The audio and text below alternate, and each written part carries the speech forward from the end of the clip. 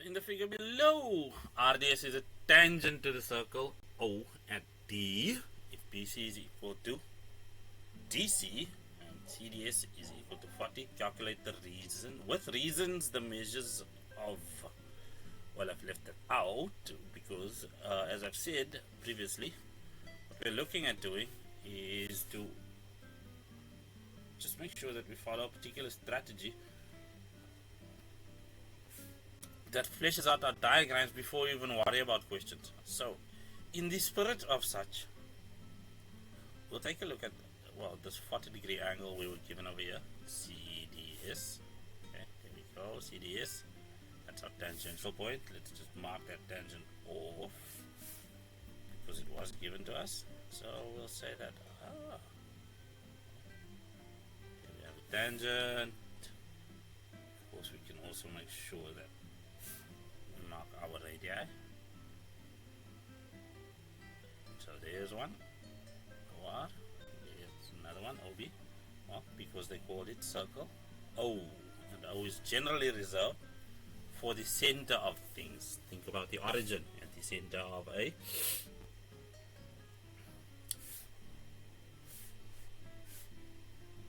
coordinate plane. I lost the word over there. Well, first things first, let's take this 40 degrees and see how many other angles we can sort out with that. Well, angle B1 is directly also equal to 40 degrees, tan chord theorem. And then equal angles opposite equal sides are also equal, so angle D2 will be equal to 40 degrees as well.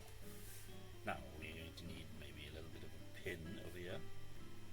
Let's take that green lighting color and use it. Well, if we take that as 40 degrees, because that it is 40 over there, that'll mean angle C over here is just going to equal 100 degrees, and because ABCD is concyclic, it's going to mean that angle A over there directly is equal to 80 degrees, because the opposite angles of a cyclic quad are supplementary.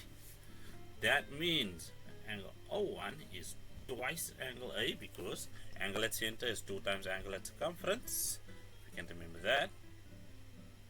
So over there we'll end up with 160 degrees, which means because OB and OD are radii, we're left with 20 degrees in the entire triangle, which will be split between 2 equal angles opposite equal radii. And that basically fleshes out almost everything other than D4 and D3. Now if we have a look over here, 10, let me just do this 10 a bit better, that's 10 degrees. 10 plus 40 plus 40 is equal to 90, which is as it should be, because we have a radius that is tangentially contacting a tangent. Well, that's redundancy in terminology for you. Anyway, let's move from here, because that's how this diagram fleshes out. Let's see what the questions are. Well, they want angle BDC, which is D2. They also want angle C, which we managed to get to on our previous slide. They also want angle A. Well, once you have angle C, angle A is quite easy. And then O1. Oh Lord. What becomes evident within an example like this is that fleshing out the diagram ahead of schedule is a very good idea, because all we now need to do is remember our path. We took the following path. So B1 was 40, tan chord, and then D2, which is BDC as they want, is also equal to 40. That comes from equal angles opposite equal sides, and then angle C, well, that's just angles in a triangle. That'll give us 100 degrees again, and then that'll be 80 degrees, because the opposite angles of a cyclic quadrilateral are supplementary, which means that for O1 we'll be dealing with an angle of 160 degrees, which is where the required journey ends, and we don't need to go as deep as we did in terms of fleshing out our diagram. But that makes the solutions and fleshing them out, or actually formalizing them for the marker, quite easy. So first things first, remember we said that angle B1 is equal to angle D1, which is equal to 40 degrees, equals tan chord.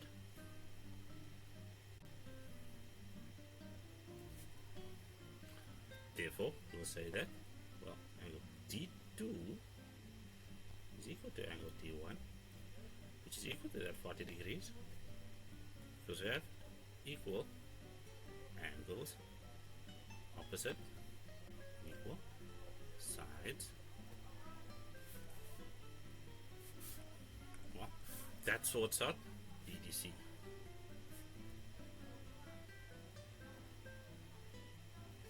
BDC being equal angle D2 over there.